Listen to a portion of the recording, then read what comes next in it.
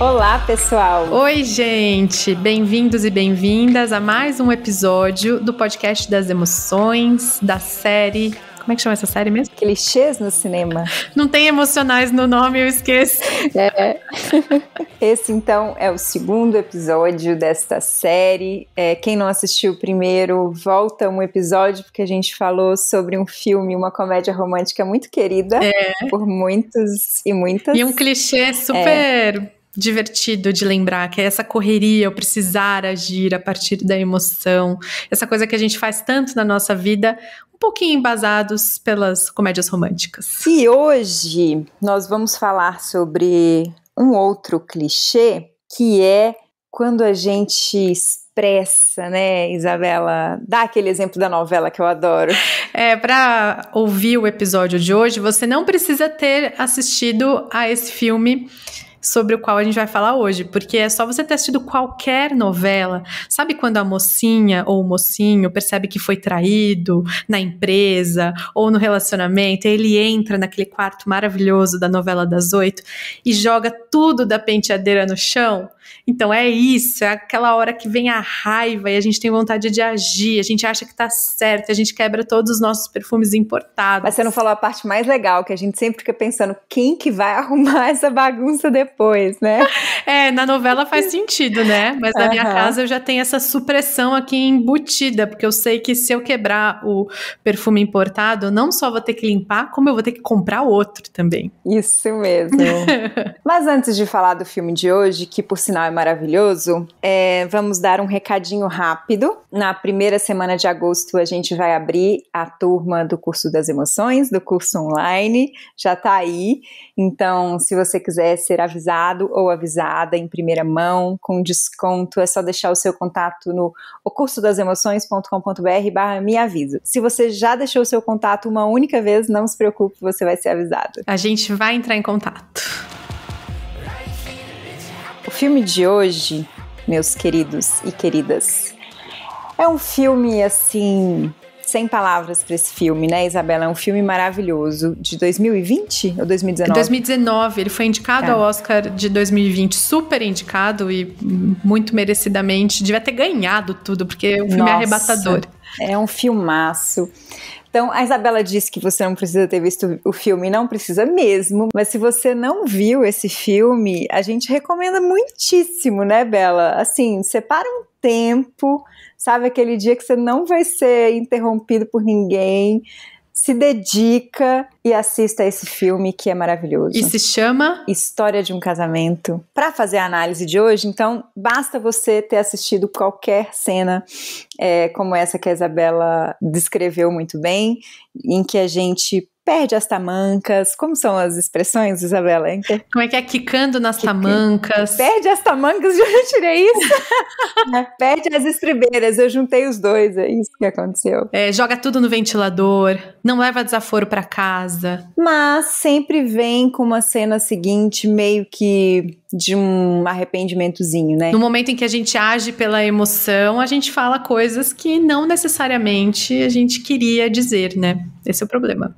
Então, nesse episódio, a gente vai usar a arte para falar desse extremo super perigoso, que é a expressão desenfreada. Então, esse episódio já é uma antipropaganda da expressão emocional.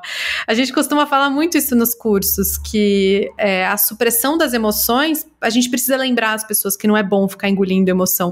Mas a expressão a gente só passa rapidinho e todo mundo já sabe. Todo mundo já sabe que dar chilique no mercado não é muito gostoso depois, dá aquele arrependimento. Todo mundo sabe que falar o que vem à cabeça e desopilar o fígado não é muito legal assim no dia seguinte. Aliás, a gente tem uma temporada do nosso podcast só sobre os extremos emocionais. Expressão, supressão, a gente falou também sobre fixação nas emoções. Daí a gente vai aproveitar hoje para explorar um pouco como as obras audiovisuais, seja novela, seja filme, seja seriado, como eles ajudam a gente a perceber esses lugares em que a gente vai. Porque às vezes a gente não é de expressar. eu já sou uma pessoa que eu sei que expressar vai dar errado, mas aí, às vezes também, aquele personagem que mostra ele engolindo tudo, sabe? O filme inteiro. Uhum. Você vai vendo aquela pessoa cozinhando aquele monte de emoção e de repente ele explode em algum momento. De repente ele não tem mais para onde ir com aquelas emoções. Então é legal a gente observar isso, assim, os caminhos que a gente pode ter para cair numa expressão desenfreada. Eu acho que uma coisa muito legal desse filme que a gente vai falar hoje é que no momento talvez que a gente esteja vendo uma cena como essa sobre a qual a gente vai conversar, a gente pensa, nossa, como é fácil cair nisso aí, né? Ou como eu já caí. A gente vai falar hoje de uma briga de um casal. Quem nunca, né, gente? O muito interessante de olhar essa cena é pensar, meu, esse tipo de discussão aí a gente conhece bem e onde ela pode chegar a gente conhece bem, assim. Então é quase como se a gente pudesse usar agora que a arte, o cinema, qualquer representação de arte, para a gente poder pensar assim, nossa, olha como isso acontece e olha como é fácil isso acontecer e olha como a gente vai fácil para esse lugar, mas será que dá pra gente não ir? Será que dá pra não chegar num extremo tão extremo, né? Uhum. Será que eu consigo perceber essa emoção, perceber a mensagem que ela traz e a função dela, sem precisar recorrer ao que ela tá me dizendo, aquela vozinha, vai lá, joga tudo da penteadeira no chão. Sim. Será que eu consigo prever a intensidade da minha emoção?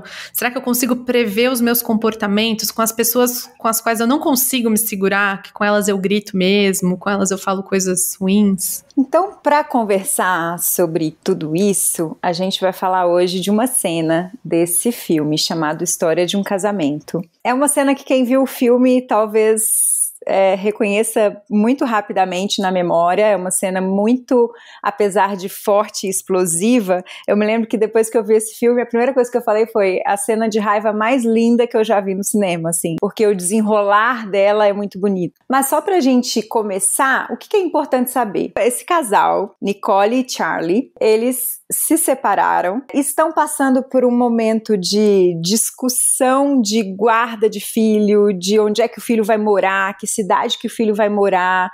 Ela muda de cidade com o filho e ele tem que se adaptar.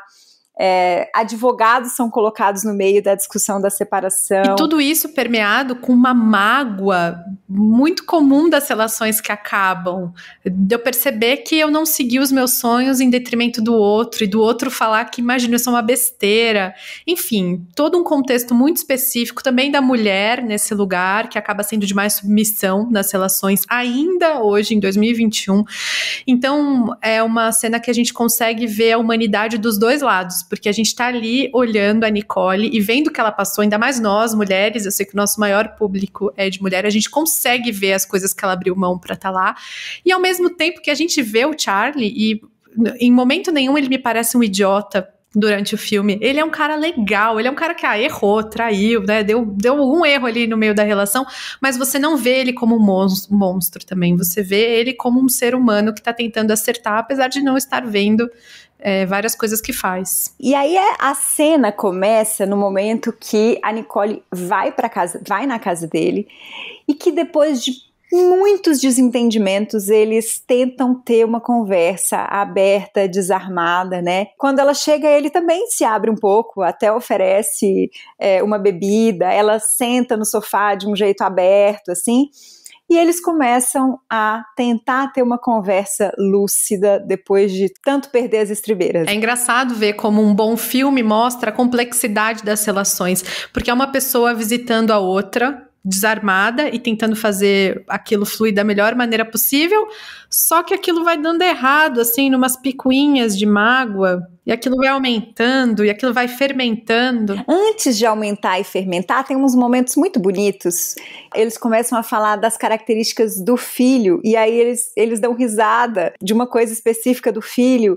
Naquele momento, mesmo com toda a tensão que está acontecendo na vida deles, eles se conectam pela parceria de criar o filho, assim. Parece que é isso que a leva lá, e parece que é isso que o leva a recebê-la com abertura, eles tentarem encontrar a melhor forma de lidar com essa situação e de magoar menos o filho, assim. Então, acho que o filho é um elo entre eles, assim, né? É bonito. E resumindo, assim, é uma cena que começa e você fala, não tem como dar errado. Agora vai. Agora vai, exato, não tem como dar errado. Tem uma coisa super bonita nessa cena, que é ela faz essa proposta, bom, eu acho que a gente está, né, fazendo besteira, eu acho que a gente já passou dos limites, isso não está sendo bom para o nosso filho, como é que a gente chega numa solução que não seja tão dolorosa? Aí ele falou, bom, eu tô falando isso desde o começo, é isso que eu acho. Aí ela fala, tá bom, eu tô aqui.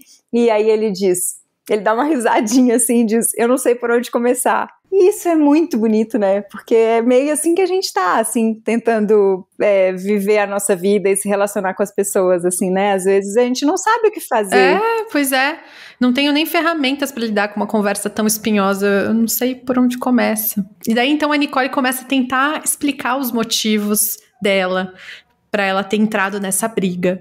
Então um começa meio que a atacar o outro, que é bem comum. Quem já passou por uma briga de casal sabe que a gente sabe exatamente o calcanhar de Aquiles do outro e a gente vai lá.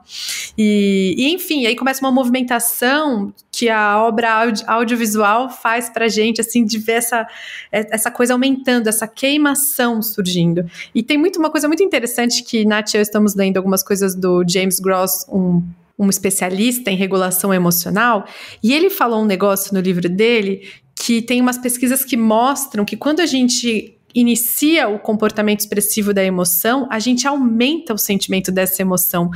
E a gente não precisa focar nessa pesquisa para saber. Pensa a vez que você resolveu falar, eu vou falar, mas você também é um ridículo. A hora que você fala aquilo, parece que acende alguma coisa, né? Risca o fósforo, assim. Você perde a faísca e de repente virou fogo. Você não tem mais pra onde ir, assim, aquilo agora vai queimar. E a cena mostra isso tão bem, né, Bela? Porque eles são tão bons atores, tão bons atores.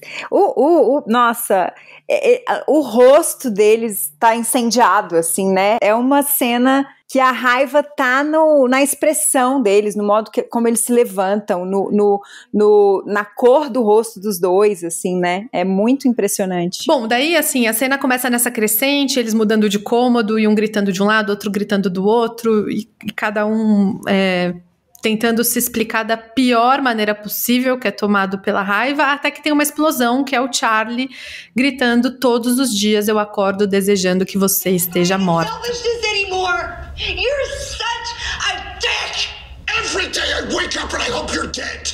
Dead like if I could guarantee Henry would be okay, I'd hope he'd get an illness and they get hit by a car and die. Nossa. E daí esse é o ápice da cena, assim, ele falar isso pra mãe do filho dele, pra mulher que dividiu a vida, dividiu os sonhos. Bem provável que ele não quisesse ter falado isso, né? Aí acontece esse ápice da loucura. Esse lugar em que a raiva nos leva. E aí a gente lembra do começo da cena e do que a gente contou aqui, que eles foram para esse encontro tentando se entender, que estava tudo certo até então, até eles chegarem nessa expressão desenfreada para os dois.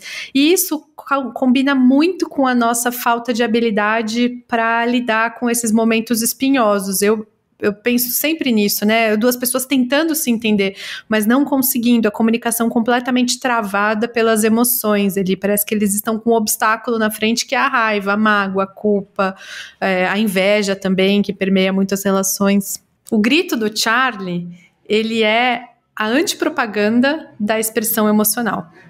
A gente nem precisa dessa propaganda porque a gente já esteve lá. A gente nem precisa assistir filme, a gente nem precisa ver os artigos do James Gross, porque a gente já viu o que acontece quando a gente se expressa. E ainda que a gente seja muito de suprimir e nunca esteve lá, porque a gente sabe que a gente pode cair numa situação dessa muito facilmente, né? É muito humano. Se já é uma antipropaganda a expressão das emoções, para que a gente traz isso? Por que a gente vai falar sobre isso aqui? Acho que tem uma coisa que pode ajudar a gente, é a gente meio que se convencer de que agir na hora da raiva não é uma boa coisa. E aí se convencer começa por essa conversa. Porque não sei como é pra Natália, mas pra mim, aqui falando sobre a raiva, parece exatamente que eu não devo agir na hora da raiva. Mas na hora da raiva parece, não, tá, eu sei que eu não devo agir, mas agora eu preciso agir. Porque agora sim eu preciso falar agora, e tem que ser agora, e eu tenho que falar do jeito que tá saindo. A raiva vem com essa voz poderosa, dizendo pra gente jogar os nossos perfumes importados todos no chão. Mas a gente tem que ter isso muito claro. É como se a gente fizesse um voto agora do tipo, olha, na hora da raiva é melhor não agir. Isso eu sei. Então, quando eu estiver lá surtando na raiva, eu vou lembrar, melhor não agir. Bela, na teoria parece lindo, né? A gente não precisa ser o diretor desse filme pra saber que bem provável que o Charlie não queria ter falado aquilo, mas no cotidiano, né, o que seria possível, assim? Você pensou em algumas coisas, né, quando a gente estava pensando no roteiro, do que seria um caminho possível, porque na hora, né, o Paul Ekman fala muito isso, assim, na hora da raiva não vai ter muita coisa que a gente possa fazer, porque naquela hora é como se a nossa mente nos autorizasse, assim, é isso que a gente precisa fazer agora, porque se você não falar agora, né, você é um idiota, como assim você não vai reagir a isso tudo que você tá ouvindo agora, ou como assim você não vai jogar tudo no chão, como é que a gente não cai nisso, né? Tem um jeito da gente se ajudar nisso, que o James Gross ele vai chamar de seleção da situação, que é um jeito da gente regular a nossa emoção. E ele até explica que é o que a gente já faz muito com as crianças, que é do tipo, bom, vai ser difícil tomar a vacina para essa criancinha. Então eu vou me preparar para ir com essa criancinha, porque eu sei que ela vai chorar, eu vou perceber se não tem uma enfermeira mais cuidadosa, que tenha mais paciência para explicar o que está acontecendo para ela. E isso é um pouco do que a gente poderia ajudar nós mesmos a lidar com as emoções muito difíceis, porque aqui a gente está tomando esse caso de que é uma situação muito delicada, um casal com muitas mágoas. Então, como que eu posso lembrar disso e ir para esse encontro até com essa intenção de me proteger nesse momento delicado? Eu já sei que aquela pessoa me tira do sério, eu já sei que talvez ela faça comentários com os quais eu não consigo lidar. Então, assim como faríamos com uma criancinha, como a gente pode se proteger? E daí vem uma coisa super importante, que é a gente fazer um voto, falar, bom, eu vou lá hoje falar com a minha chefe, ela me desperta emoções muito difíceis, então eu vou tomar o voto de não falar a partir da emoção. Se ela falar uma coisa que me magoa, se ela falar uma coisa que me traz raiva, eu posso responder amanhã, eu posso pensar nessa minha resposta, eu não preciso agir naquele momento. E daí tem o vídeo da Uma Thurman que a gente sempre fala, né, dela falando no momento de raiva, assim, com muita propriedade, de que ela tá com raiva, ela não é mais uma criança, e ela sabe que agir a partir da raiva não é uma boa coisa. Eu não sei pra vocês, mas pra mim, muitas vezes, eu quero agir na raiva porque eu não quero ser passada pra trás, eu não quero ser tonta. E na real não é, né? Às vezes você vai falar aquilo vai tocar muito mais o coração da pessoa se você falar de um lugar de propriedade, e não gritando, e não descabelada, e não no ápice da loucura da emoção. Quando eu olho a Uma Thurman, né, naquele vídeo, e quando eu olho você falar, quando eu ouço você falar, eu penso, nossa, é essa pessoa aí que eu quero ser, assim, que a pessoa tem a maior classe para falar as coisas depois e fala de um jeito que toca o coração do outro e que provoca uma transformação no outro. Mas, pra gente não ser muito simplista aqui, né, também é importante trazer que muitas vezes, ainda que a gente faça esse voto, que a gente tenha essa intenção e que a gente fala, putz, eu tô saindo de casa agora, eu tô indo pra uma reunião muito difícil com aquela pessoa que me desperta muitas emoções, ela sabe apertar meu gatilho de raiva. Nossa, hoje eu me prometo que eu não vou reagir, hoje eu vou respirar e tal. E aí, vão ter momentos que a gente vai conseguir, vão ter momentos que não. Vão ter pessoas que vão ser mais fáceis da gente agir ou não agir dessa forma, vão ter pessoas que vão ser mais difíceis. Só pra não parecer que é uma coisa assim, bom, então agora eu ouvi isso, ou eu ouvi a cena desse filme e não quero ser assim, então agora daqui pra frente eu não vou mais agir a partir da raiva. E não é bem assim. A gente vai ter que ir tentando isso, situação a situação, assim, né? Episódio a episódio, pessoa a pessoa, assim. Aí talvez a gente fala assim, nossa, eu tentei não agir, mas eu fui tão ridícula, porque eu fui tentar falar no dia seguinte já foi esquisito.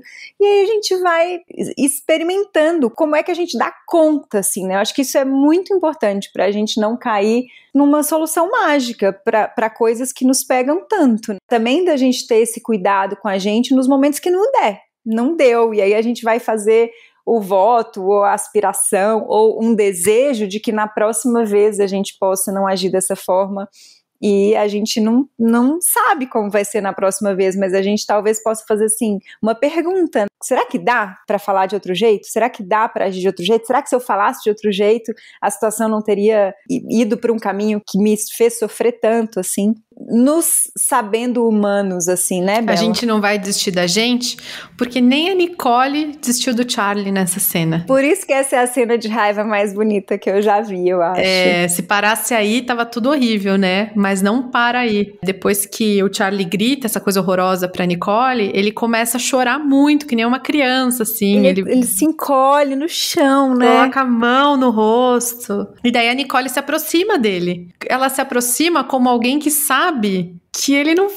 Assim, ele agiu de uma maneira horrível, mas ele é humano, entendeu? Ela também falou umas coisas horríveis pra ele. Eles se perderam completamente do objetivo inicial deles. Então, se a Nicole não desistiu dele, por que a gente vai desistir de nós mesmos? Quando você falou que o grito do Charlie é uma antipropaganda da expressão, né? Dessa expressão descontrolada, e pra mim essa cena dele chorando depois, igual uma criança, na hora que ele percebe o que ele falou, que também pode ser a cena super clichê, depois que a personagem principal da novela das 8 quebra tudo, tá deitada na cama chorando porque ela se arrepende de ter feito aquilo, assim. Pra mim, isso também é uma grande antipropaganda, sabe? Da expressão, assim, que na verdade, se a gente ficasse muito feliz depois de gritar na fila do mercado, tudo bem, mas a gente não fica. Não precisa nem a gente ir para a arte, a gente só busca nas nossas experiências como é que a gente fica quando a gente magoa alguém. Esse momento que ele se arrepende é uma grande antipropaganda, mas também é muito bonito, porque é daí que ela não desiste dele, ele não desiste dele, porque ele vai lá e pede desculpa, né? Na mesma hora ele pede desculpa.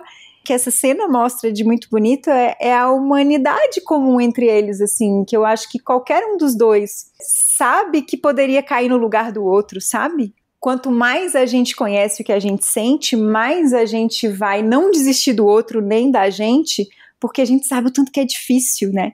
Então, quando a gente chega perto dessa raiva, a gente vai ter paciência com a raiva do outro, assim, porque a gente vai falar, nossa, é muito difícil isso que ele tá sentindo agora, que eu acho que é o que a Nicole faz, assim, ela deve ter olhado pra ele ali, ela pensou, nossa, ele tá sofrendo muito agora por ter falado isso, ele tá arrependido, assim. E é uma aula pra gente também, aprender a perceber que o outro falou aquilo no momento de raiva. Que aquilo não é o outro. Quando a Nicole abraça o Charlie, ela abraça também todos os Charlies que ele foi pra ela, porque eles foram casados, eles tinham uma companhia de teatro juntos, eles fizeram coisas maravilhosas. Você não é esse grito, né? Você é pai do meu filho, você é o cara com quem eu fui casada durante tantos anos, você é um grande diretor, e ele também abraça todas as Nicoles.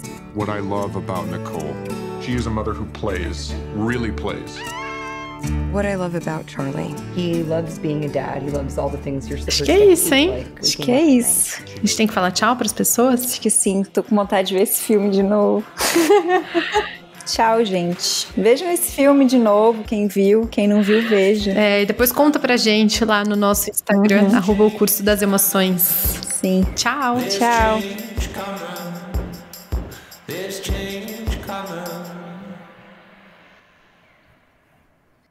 Ah, legal, né? Ficou super fofo. Esse filme também, né? Nossa, esse filme ajuda.